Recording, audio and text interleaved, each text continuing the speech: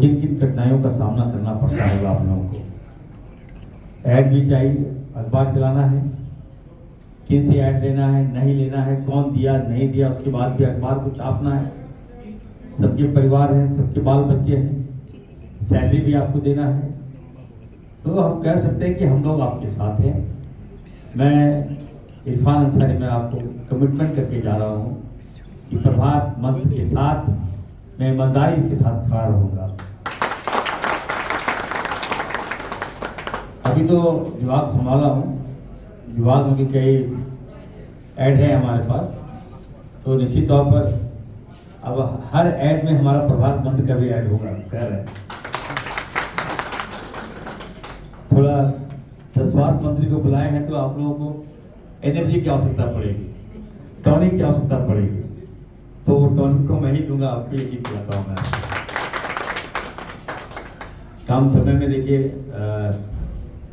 3 बार का विधायक हूँ और मौका मिला है सेवा करने का।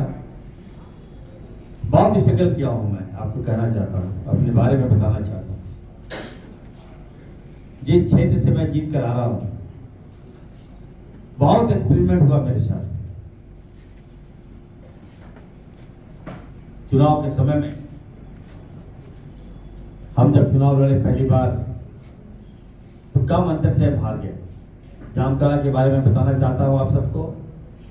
जो लोग कहते हैं ना, जो जात पात की राजनीति करते हैं, जो भेदभाव की राजनीति करते हैं, जो समाज को तोड़ने की बात करते हैं, मैं उनसे कहना चाहता हूँ कि जहाँ से इरफान अंसारी विधायक बन के आ रहा है वह हमारी आबादी नहीं है, डिसाइडिंग हम लोग नहीं है वहाँ पर। 60,000 हमारा वोट है वहाँ। मुस्लिम लोग जात पात की बात करते हैं तो मैं उनको कहना चाहता हूँ ओनली 60,000 मुस्लिम वोटर्स है एंड आई गॉट 1,40,000 वोट। आप समझिए, मेरे वालिद साहब, मेरे पिताजी फुरकान साहब का देना है।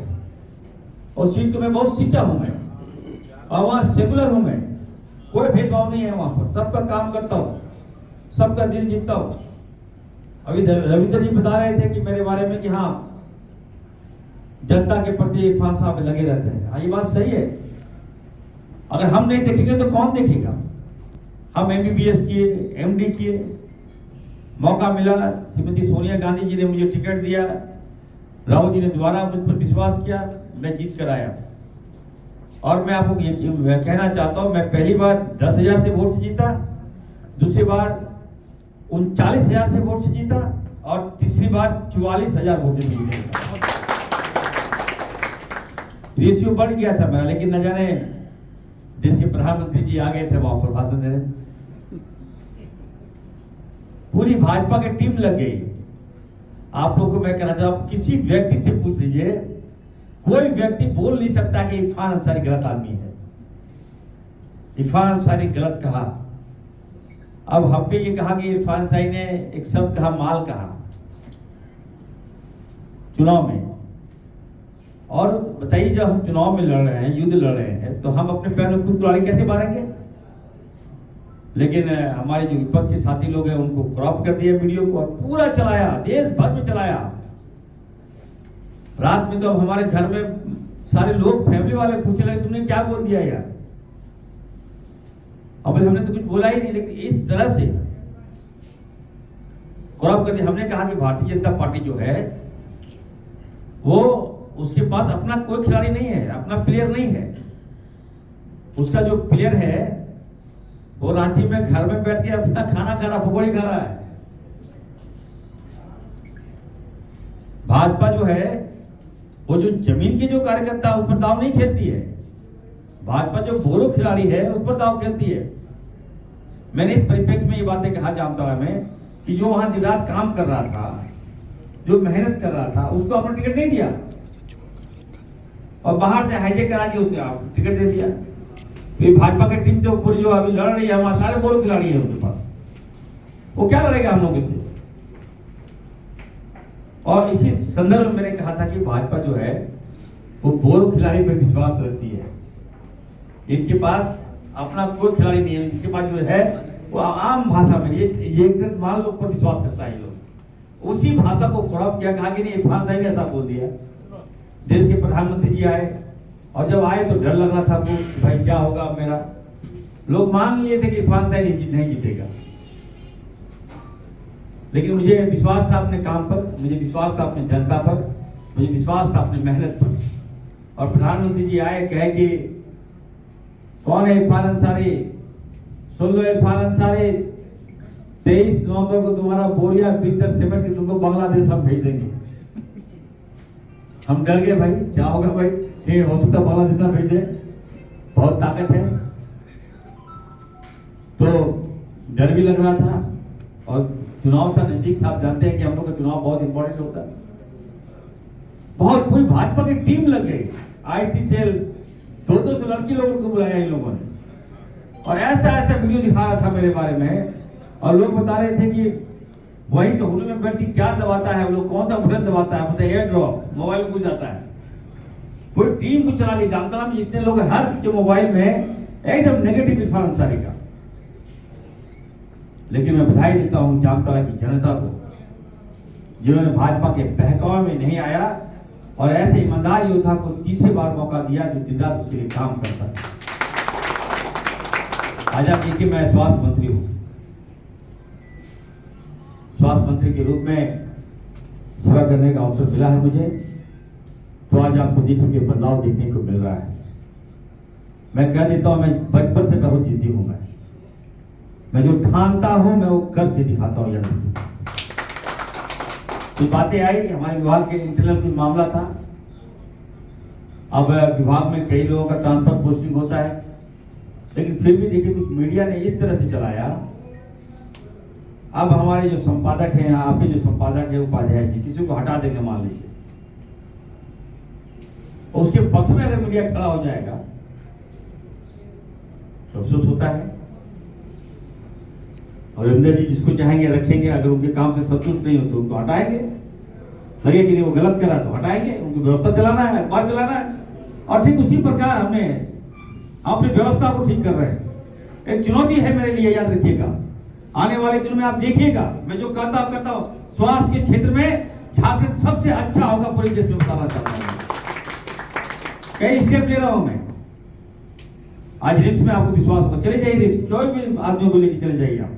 हाँ ठीक है, बिल्डिंग पुराना हो सकता है, लेकिन इलाज जो होगा मेरा वो हाईटेक होगा। मैं कहना चाहता हूं पूरी व्यवस्था मैं कर रहा हूं। नया रिम्स 2 में दे रहा हूं आप लोगों को, जो पुराना रिम्स उसको पूरी तरह से तोड़ दे रहा हूं। मुख्यमंत्री जी का निर्देश है कि पुराना बिल्डिंग जो है उसको तोड़ो। लगभग 6000 करोड़ की लागत से जो पुराना रिम्स है उसको हम लोग डिमोलिश करने जा रहे हैं। नया बिल्डिंग बनेगा, नया एकदम हॉस्पिटल बनने जा रहा है। जो पुराना बिल्डिंग है उसको हम लोग तोड़ेंगे। एकदम AI टेक्नोलॉजी के साथ हम आगे बढ़ रहे हैं। रोबोटिक टेक्नोलॉजी हम ला रहे हैं। कोई ऑपरेशन होगा, ऑर्थो का ऑपरेशन हो गया मान लीजिए, तो आप देखिएगा कभी कभी ऑर्थो का आजकल क्या होता है कि अब 5वें 6ठे आदमी को नी का प्रॉब्लम हो गया है, घुटने का प्रॉब्लम हो गया है, ऑर्थराइटिस का प्रॉब्लम हो गया है। वो या तो ऑपरेशन कराएंगे या तो दवाई खाकर उसका किडनी खराब हो जाता है, तो अंत हाल में ऑपरेशन डॉक्टर लोग सजेस्ट करते हैं। अब ऑपरेशन में क्या होता है कि हल्का सा डिसबैलेंस होगा तो बैलेंस करके चल नहीं पाता है, तो उसको देखते हुए हमने रोबोटिक टेक्नोलॉजी हम लाए। एकदम प्लेन ऑपरेशन होगा, अच्छा ऑपरेशन होगा। तो हर क्षेत्र में एकदम गांव से लेकर शहर तक, गांव के मरीज को हम गांव में रोकना चाहते हैं। इसको लेकर आप देखिएगा कि पहली बार झारखंड में हेल्थ कॉटेज का हम निर्माण कराने जा रहे हैं। हेल्थ कॉटेज जो आप लोग कभी सोचे रहे थे, उस कॉटेज में सब कुछ होगा आपका। प्राइमरी ट्रीटमेंट हम वहीं करा सकते हैं। जो मरीज गया पहले उसको वहीं पे अच्छा माहौल हम देंगे, ताकि लोगों को ये लगे नहीं कि हम बीमार हैं। कोई गया तो उसका ऐसा माहौल में उसका जांच करेंगे और बता देंगे पहले स्टेज में अगर कोई प्रॉब्लम है तो हम लोग वहीं पे ठीक कर देंगे उसको। इस तरह के कई काम हम कर रहे हैं। एम्बुलेंस हम लेने जा रहे हैं, 108 को अच्छा कर रहे हैं, एम्बुलेंस की व्यवस्था ठीक कर रहे हैं। इतनी लोड है, इतनी पेशेंट है, कम एम्बुलेंस है हमारे पास। तरह तरह की बात आपलोग को सुनने को मिलता है, एम्बुलेंस नहीं है, मरीज मर गया, ये हो गया, वो हो गया। अब एम्बुलेंस की संख्या को दोगुना करने जा रहे हैं। बाइक एम्बुलेंस हम लेने जा रहे हैं। हमारा झारखंड में पहाड़ी एरिया है, बड़ा एम्बुलेंस जा नहीं पा रहा था, उसको देखते हुए हमारे माननीय मुख्यमंत्री जी के निर्देश पर बाइक एम्बुलेंस हम लेने जा रहे हैं। तो बहुत सा काम, बहुत सा बदलाव। 5 मेडिकल कॉलेज हम लेके आ रहे हैं। यहाँ तक कि अभी केंद्र के जो स्वास्थ्य मंत्री जी हैं उनसे मेरी वार्ता हुई, वीडियो कॉन्फ्रेंस के जरिए मेरी वार्ता हुई। मैंने उनसे आग्रह किया कि सर, जब सबसे ज़्यादा जो रिसोर्सेज है हम झारखंड देते हैं, उसके बाद भी हमें केंद्र का जो पैकेज मिलना चाहिए हेल्थ के सेक्टर में वो नहीं दे पा रहे हैं आप लोग। हमें जो हमारा हक है वो मिलना चाहिए, आप नहीं दे रहे हैं। मैं डायरेक्ट उनकी वीसी में मैंने ये बातें कहा, जो केंद्र के स्वास्थ्य मंत्री है नड्डा साहब। हमें लगा कि हो सकता है वो हमसे नाराज हो जाए, लेकिन ऐसी बात नहीं है। वो हमको काफी अप्रिशिएट किए।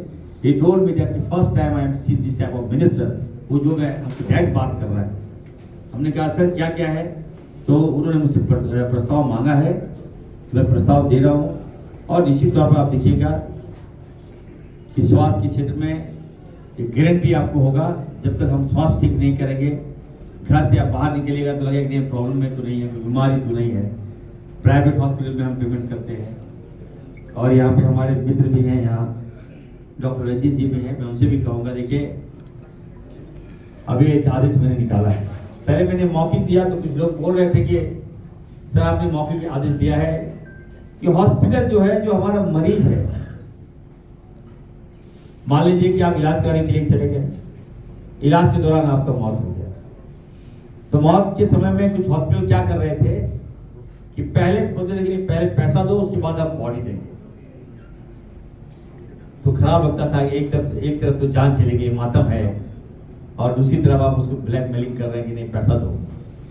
तो कई लोगों ने मेरी बात को माना भी था, कई हॉस्पिटल ने मेरी बात को माना था, लेकिन कुछ हॉस्पिटल कहते हैं कि नहीं मेरे पास कोई दिशा निर्देश नहीं मिल रहा है। तो मैं विभाग में निर्देश सभी हॉस्पिटल को हमने दिया है कि कम से कम देखिए हॉस्पिटल आप चला रहे हो, जरूरी नहीं कि सब पेशेंट आपका मर जाता हो, कम से कम मिसलेनियस के तौर पर अगर आप 5% रख दीजिएगा। हॉस्पिटल का मतलब होता है व्यवसाय नहीं होता है, कमर्शियलाइज नहीं होता है, थोड़ा सा इंसानियत तो होना चाहिए। इंसानियत के तौर पर अगर आप बॉडी छोड़ दीजिएगा तो निश्चित तौर पर वो परिवार भी आपको दुआ देगा। हम स्वास्थ्य के क्षेत्र में आपको काम करना है, कोई कम से कम एक इंसानियत होना चाहिए उसके अंदर। तो एक सारे हॉस्पिटल मेरी बात मान रहे हैं, तो बहुत बड़ा स्टेप मैंने लिया है। हमने कोई आदेश नहीं दिया उनको, हमने कहा कि आप हॉस्पिटल चला रहे हैं तो बहुत सा 5% थोड़ा छोड़ दीजिए आप। तो सारे हॉस्पिटल ने मेरी बात को माना है, तो हर काम हम कर रहे हैं, जनता के हित में हम काम कर रहे हैं। दूसरी बात, अब तो कुछ पॉलिटिकल आदमी हम कुछ बात बोलेंगे। हमारे विपक्ष के साथी अभी तिरंगा यात्रा निकाल रहा है, तो इसकी क्या आवश्यकता है? देश पे हमला हुआ, 28 लोगों की जान चली गई। अब देखिए आतंकवादी ने हमला किया। इस कायरता पूर्वक रवैये का मैं खिलाफ। हम काफी मर्माहत थे। आप लोग देख रहे होंगे कि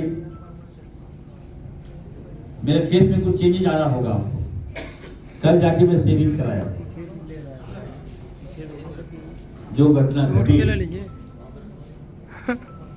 अगर आप सोचिए माँ बाप ने क्या बीतता होगा कि अपने बच्चों को भेजा घूमने के लिए, और वहां से खबर आता है कि आपके बेटा को मार दिया। दिल दहला दिया था ये घटना। इस तरह की घटना नहीं होनी चाहिए। मैं बधाई देता हूं मोदी जी को कि कम से कम आपने साहस दिखाया, आपने आतंकवादियों पर हमला किया। ठीक ना, मैं बधाई देता हूं। कांग्रेस पार्टी ने बधाई दिया मोदी जी को, और हमें लगा कि जब तक हम लोग आतंकवादियों को सफाई नहीं कर देंगे, हम लोग चैन से नहीं बैठेंगे। लेकिन इसी बीच कुछ खबर आई, अब ट्रंप के आदेश को हम लोग को मानना पड़ा, हम लोग बैक हुए। ये मुझे ठीक नहीं लगा। कोई तीसरा कंट्री इंटरफेयर करेगा हमारे मामले में, ये अच्छी परंपरा नहीं लगी मुझे। हम कहना भी चाहते हैं कि देखिए, स्वर्गीय इंदिरा गांधी जी भी थी, वो लड़ी थी पाकिस्तान से और पाकिस्तान को घुटने टेकना पड़ा। फोन आया था, अमेरिका से भी फोन आया था, लेकिन इंदिरा गांधी नहीं झुकी। इंदिरा गांधी बोली नहीं, ये मेरे देश का इंटरनल मामला है, मैं किसी भी कंट्री की बात नहीं मानूंगी। और आज यहाँ तो उल्टा हो रहा, लग रहा हमको तो लग रहा कि हम ठगा मजदूर तो नहीं कर। तो उसका एक मंत्री बताइए, मध्य प्रदेश का एक मंत्री ने इतना अभद्र टिप्पणी किया।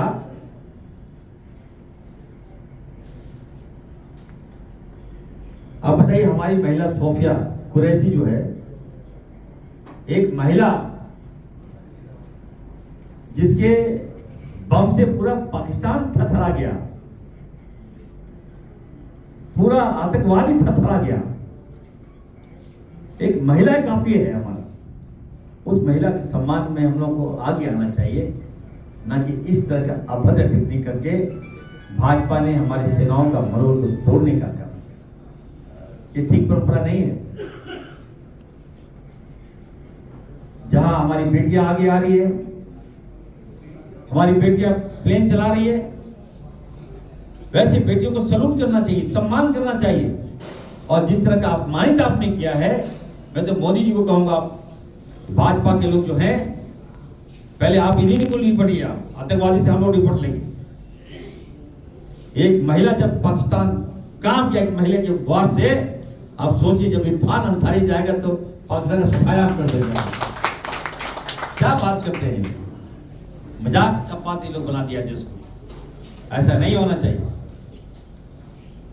भाजपा को मैं कहना चाहता हूं, आपके माध्यम से चला दीजिएगा, पेपर में छपेगा। ये लोग हाफ पैंट पहनते हैं, ये लोग गांव में डराते हैं, गांव में डंडा भाजते हैं, ये लोग भेदभाव करते हैं, नफरत करते हैं, हमारे बच्चों को मरवा देते हैं। आज हमारा बच्चा जो है, बताइए, उसका मानसिक जान खराब कर दिया है इन लोगों ने। नफरत की बीज बो डाला है, इतना गहरा कर दिया है। आज दिवस हो जाता है, स्कूल में जाता है तो वहां भी जात पात हो रहा है। ऐसे लोग जो हाफ पैंट पहनते हैं, मैं तो कहूंगा देश के प्रधानमंत्री से मैं मांग करूंगा, जो हाफ पैंट पहन के जो लाठी डंडा बांधते हैं, भेजिए उनको बॉर्डर पर, बोले वहां लाठी बांधेगा जाके, तब जाने की दौड़त चले जाए लोग। ऐसा नहीं होगा। आपको सम्मान देना होगा, जो हमारे बॉर्डर पे जो बॉर्डर सिक्योरिटी फोर्स है, उसका इज्जत करना होगा आपको। इसलिए मैं फिर से कहूंगा, हम हिंदुस्तान हमारा है, हमारे पूर्वजों ने अंग्रेजों के घुटने टेक दिए। अगर इरफान अंसारी का इतिहास आपको जानना है तो मेरे गांव नाइडी चले आइएगा। मेरे दादा के परदादा ने अंग्रेजों के छक्के छुड़ाने का काम किया, गोलियां खाई, शहीद हुए हमारे दादा के परदादा, घुटना नहीं टेका। उसी परिवार से इरफान अंसारी आता है, तो भाजपा वाले क्या बोलेंगे? अभी सीपी सिंह जो यहीं के विधायक है, शर्म आता है मुझे। जात पात के नाम पे आप जीत तो जा रहे हो, लेकिन आपके अंदर कोई मेरिट नहीं है, कोई गुण नहीं है आपके अंदर। रांची वासियों से मैं कहना चाहता हूं, ऐसे विधायक क्यों चुनते हो यार? आप आइए, इरफान साहब बता, दिन रात में सेवा करता हूं, कोई भेदभाव नहीं करता हूं, काम करता हूं। अभी कल रात में हम गए थे नावाड़ी, मॉब लिंचिंग का शिकार हुआ हमारे लड़का, मार दिया। जब मालूम चला, गांव वाला तो ऑनेस्ट होता है, मार दिया, लेकिन मास्टर माइंड कोई था तो यही लोग थे। उनके बहकाव में गांव वाला आगे कर एक लड़का, बेगुनाह लड़का को मार दिया मॉब लिंचिंग में। हम गए, उसको मदद किए। हम तो कहीं भी कोई घटना घटती है, किसी समुदाय के साथ कोई घटना घटती है, तो सबसे पहले वहां इरफान अंसारी आता है। हम कांग्रेस पार्टी, हमारा कोई जात नहीं है, याद रखिए। मेरा काम है सेवा करना, तो सीपी सिंह को कहूंगा कम से कम बच्चे पे एफआईआर कर देते हो यार। लड़का बच्चा गलती करता है, मान लीजिए, मुझे तो ये भी नहीं जानकारी सीपी सिंह का कोई बाल बच्चा है कि नहीं है। अगर बाल बच्चा होता तो अपने बेटे पर केस नहीं करता। लड़का बच्चा गलती से अगर कोई पोस्ट कर दिया तो उसको बुला के डांट देता है, माँ बाप को सौंप देते। इतना अभद्र टिप्पणी उसने किया, ट्वीट किया, लगा कि आतंकवाद आ गया मेरा बेटा। बच्चा आतंकवाद है क्या? माँ बाप का हिस्ट्री ले लो भाई, क्या है नहीं है। अगर कोई गलती किया है तो उसको सजा पुलिस देगा, कानून देगा। इतना गंदा ट्वीट आपने किया। अगर आप ट्वीट पढ़ लिए हो तो लगेगा कि क्या लिख रहे हो यार, ये तो इरफान सर कभी नहीं करेगा। आप चले जाइएगा मेरे सोशल मीडिया में चले जाइएगा, हमको तो आरएसएस के लोग, बजरंग दल के लोग इतना गाली देता है हमको, हम रोज चाहेंगे तो ऐसा लगता है जेल भर जाएगा, इतना केस करेंगे हम। लेकिन मैं केस नहीं करता हूँ, चाहते हैं कि चलो भाई लड़का बच्चा है, गलती कर दिया, मौका देते हैं, सुधर भी जाता है, बाद में सॉरी बोलता, भैया आपने बहुत बड़ा दिल दिखाया सर, आपने मुझे माफ कर दिया। तो ये है, ये हमारी परंपरा है, ये संस्कृति है। आज आप सोचिए उस माँ बाप का हाई तो लगेगा, वो बच्चा अगर जेल में है हाई तो लगेगा ही। चलिए मैं ये कहना चाहता हूँ, हम जिस पार्टी से हैं हम सबको लेके चलते हैं। कांग्रेस पार्टी की नीति और नीयत साफ है, देश के प्रति हम ईमानदारी से काम कर रहे हैं। और जो विभाग मुझे मिला है, स्वास्थ्य विभाग मुझे मिला है, खाद्य आपूर्ति भी है, आपदा भी है, तो तीनों विभाग जो है एक संयोग है। इस विभाग में आपको अगर खाना भी है तो यहाँ दवाई भी है, और यहाँ आपदा भी है, इलाज भी है। तो मैं थैंक्स दूंगा राहुल गांधी जी का, थैंक्स दूंगा आदरणीय मुख्यमंत्री हेमंत सोरेन जी का, जिन्होंने मुझे इतनी बड़ी जवाबदेही दी है। दिन रात आप देखिएगा कि 24 घंटा मेरा मोबाइल ऑन रहता है। पेशेंट पहले इतना लोग फोन करते हैं, 3 मोबाइल लेना पड़ा मुझे, और सारा जो हॉस्पिटल वो तबाह है ईमानदारी के फोन से कि सर क्या करेंगे सर, आपको इतना फोन आता है। हम लोग अपना बेस्ट एफर्ट दे रहे हैं। तो जितने भी हॉस्पिटल हैं मैं सैल्यूट करता हूँ, हम प्राइवेट हॉस्पिटल को भी सैल्यूट करते हैं और सरकारी हॉस्पिटल को भी सैल्यूट करते हैं। हम आपके साथ हैं, आप लोग बढ़िया से काम कीजिए, कहीं कोई दिक्कत होगा तो मैं खड़ा हूँ। अंत में मैं फिर से बधाई देता हूँ आरिफ भाई का और रविंद्र भाई का कि इस दौर में, इस चैलेंज भरे दौर में आपका जो पत्रकार है, आपका जो पत्रकारिता है काफ़ी अच्छा कर रहा है। प्रभात मंत्र जो है न केवल झारखंड बल्कि दुमका में भी अच्छा आप तो कर रहे हैं। हम चाहेंगे कि हमारे जामताड़ा में भी आप लोग खोलिए प्रभात मंत्र, हर जिले में खोलिए आप लोग, हर सपोर्ट हम लोग देंगे आपको, बैकअप भी देंगे, और हमने कहा है कि हम टॉनिक भी देंगे आपको।